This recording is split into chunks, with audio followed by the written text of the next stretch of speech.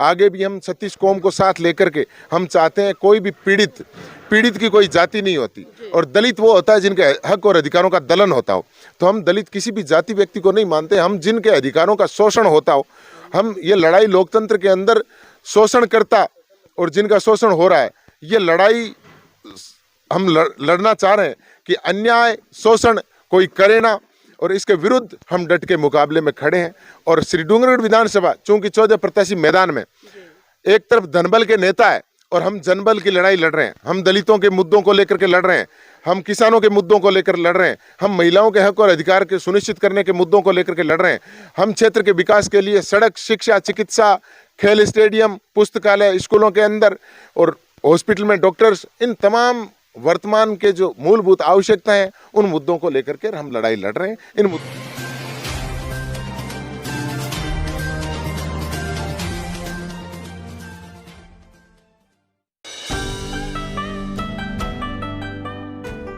नमस्कार, आप देख रहे हैं एनबी न्यूज़ 24x7 नीलम बोध के साथ। और साथ ही जिस तरह से राजस्थान में लगातार चुनावी बिगुल बज रहा है और लगातार जिस तरह से तमाम नेता अपनी अपनी दावेदारी को प्रस्तुत कर रहे हैं, और हम देख रहे हैं कि तमाम नेता दमखम पूरा लगा रहे हैं, चाहे वो जनबल का हो या किसी भी तरह से हो, या जो सत्ता पक्ष में लोग हैं वो भी कहीं ना कहीं अपने आधार पर या अपने काम के आधार पर वोट मांग रहे हैं। लेकिन तमाम बहुत सारे लोगों की एक उम्मीद है कहीं ना कहीं कि एक ऐसा नेता उन्हें चाहिए जो उनके हितों के लिए काम कर सके। इसी कड़ी में आज हम पहुंचे हैं डूंगरगढ़ विधानसभा में, और डूंगरगढ़ विधानसभा में बहुत सारे गांव हैं, उसी में से एक सादासर गांव है जहां पर कि आज हम बहुजन समाज पार्टी के जो प्रत्याशी हैं राजेंद्र मेघवाल बाबू जी, उनसे कुछ चर्चा करेंगे और जानना चाहेंगे कि आखिर किन मुद्दों को लेकर वो इस चुनाव में उतरे हैं। राजेंद्र जी, जानना चाहूँगी आखिर आपके मुद्दे क्या हैं इस चुनाव में?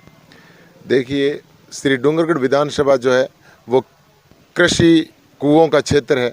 एशिया की सबसे ज़्यादा मूंगफली उत्पादन क्षेत्र जो है वो श्री डूंगरगढ़ विधानसभा क्षेत्र है, और यहाँ पर किसान मूंगफली उत्पादन तो करता है, लेकिन यहाँ मूल मुद्दा ये है कि किसानों को गुणवत्तापूर्ण वोल्टेज, पूरे वोल्टेज में बिजली नहीं मिलती, बिजली विभाग के अंदर भ्रष्टाचार है, किसान का ट्रांसफार्मर भी जल जाता है, तो कई बार तो ट्रांसफर गायब हो जाता है या फिर चोरी हो जाता है, को चक्कर लगाने पड़ते हैं, रिश्वत देनी पड़ती है, तो बिजली विभाग प्रताड़ित करता है, गुणवत्तापूर्ण बिजली नहीं मिलती तो किसान कर्ज से डूबता है, फसल पूरी नहीं होती।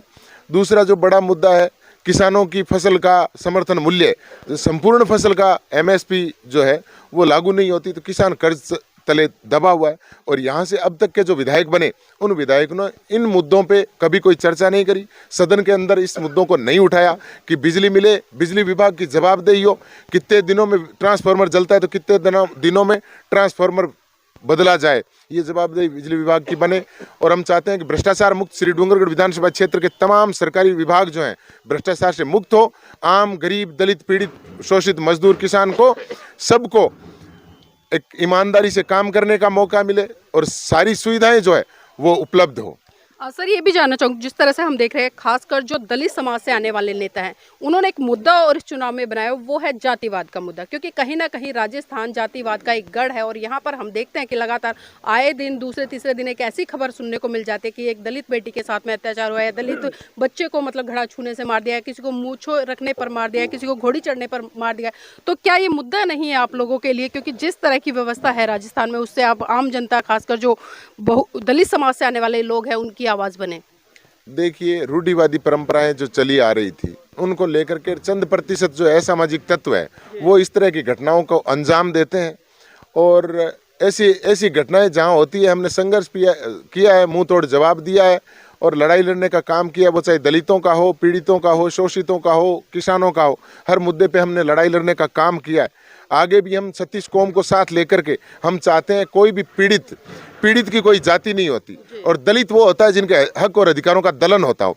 तो हम दलित किसी भी जाति व्यक्ति को नहीं मानते, हम जिनके अधिकारों का शोषण होता हो, हम ये लड़ाई लोकतंत्र के अंदर शोषणकर्ता और जिनका शोषण हो रहा है, ये लड़ाई हम लड़ना चाह रहे हैं कि अन्याय शोषण कोई करे ना, और इसके विरुद्ध हम डट के मुकाबले में खड़े हैं।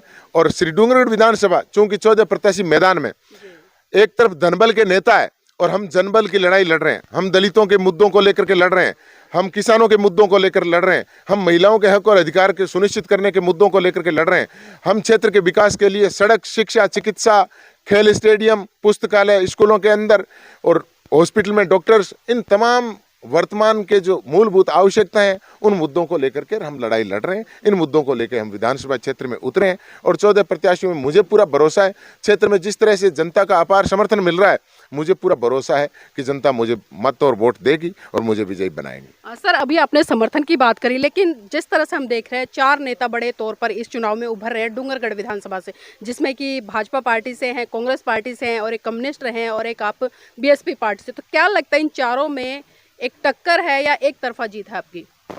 मैं तो टक्कर ही नहीं मानता। जनता ने तो मन बना लिया है कि इस बार बसपा को वोट देंगे। टक्कर में कोई है ही नहीं ना। जनता ने तो वोट दिया। तो पिछली बार जब श्री डूंगरगढ़ विधानसभा के क्षेत्र के लोगों का एक मन बनता है, पिछली बार बहुत बड़ा मतलब लोकतंत्र की सबसे खूबसूरत उदाहरण पेश करा पिछली बार कि सारी पार्टियों को नकारते हुए एक छोटे दल के व्यक्ति को, जिससे संघर्ष की उम्मीदें थी, उस व्यक्ति को उतारा और उतार करके तन मन धन से उनके साथ लग कर विधायक बनाया। इस बार ऐसी ही लहर मुझे लग रहा है कि मेरे को जन समर्थन जो मिल रहा है, मुझे भी पूरा भरोसा है कि जनता मेरे साथ है और मुझे मत और समर्थन देंगे। सर, जाते जाते एक आखिरी सवाल लेना चाहूंगी, क्योंकि पिछला जो रिकॉर्ड हमने चेक किया है इस विधानसभा का, क्योंकि एक सामान्य सीट रही है और जितने भी प्रत्याशी आते हैं वो जर्नल कास्ट के होते हैं। पहली बार ऐसा हुआ है कि जर्नल सीट पर एक बहुजन समाज का मतलब दलित नेता लड़ रहा है। तो क्या लगता है इसका फायदा आपको मिलेगा? मैं हर वर्ग की लड़ाई लड़ने वाला युवा हूँ और मैंने 17-18 सालों से प्रदेश में ऐसा कोई आंदोलन नहीं हुआ, किसी भी धर्म और जाति का व्यक्ति पीड़ित है तो राजेंद्र बापू वहां जाकर के लड़ाई लड़ी है, सड़कों पे लड़ाई लड़ी है। मैं किसानों की लड़ाई, श्री डूंगरगढ़ का चाहे बिजली विभाग का आंदोलन हो, चाहे उससे पहले 2007-8 का आंदोलन मेरे नेतृत्व में हुआ था। 15 सालों से मैंने किसानों के मुद्दों पे, दलितों के मुद्दे पे, अल्पसंख्यकों के मुद्दे पे, अगड़े पिछड़े जिनके भी जैसे भी मुद्दे रहे हैं उन मुद्दों पे मैंने लड़ाई लड़ने का काम करा है। जाति से ऊपर उठ करके काम किया है।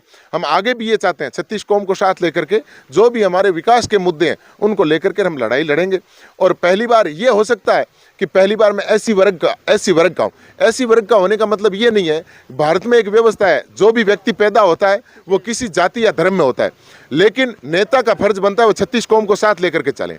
स्वर्गीय चौधरी कुंभाराम जी आर्य यहाँ से राजस्व मंत्री रहे, मैं उनको नमन करता हूँ इस मौके पर कि वो यहाँ से मंत्री रहे। 1952 के अंदर कुंभाराम जी चौधरी जाट समाज से आते थे, लेकिन उन्होंने जो काम अनुसूचित जाति वर्ग के लिए जमीनों का मालिकाना हक देकर के उनकी जो जमीन सुरक्षित करने का टेनेंसी एक्ट के तहत जो जमीनें ऐसी की कोई नहीं खरीद सकता, दूसरा ये नियम कुंभाराम जी आर्य ने बनाया। मैं कहता हूँ जाट होते हुए भी ऐसी वर्ग का भला करके गए।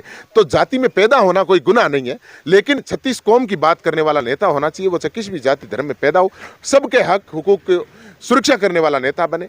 सर, बेसिक तौर पर 5 काम वो गिना दे जो आप जनता के लिए करेंगे जीतने के बाद।